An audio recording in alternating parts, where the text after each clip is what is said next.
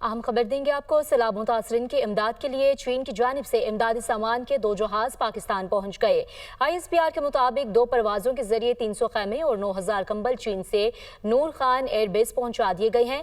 वफाकी वजीर इंजीनियर अमीर मुकाम और चेयरमैन NDMA ने इमदादी सामान वसूल किया। तफसीलात के लिए जफर हाशमी हमारे साथ मौजूद हैं। जफर, बताइएगा क्या तफसीलात हैं? जी, चीन की जानिब से सैलाब मुतासरीन के लिए इमदादी सामान जो है वो भिजवाया गया है। सैलाब मुतासरीन की इमदाद के लिए चीन की जानिब से इमदादी सामान के 2 जहाज जो है वो पाकिस्तान पहुंचे हैं। 2 परवाजों के जरिए 300 खैमे 9000 कंबल जो है वो चीन ने भिजवाए हैं सैलाब मुतासरीन के लिए। और ये सामान जो है वफाकी वजीर इंजीनियर अमीर मुकाम और चेयरमैन NDMA ने जो है वो वसूल किया।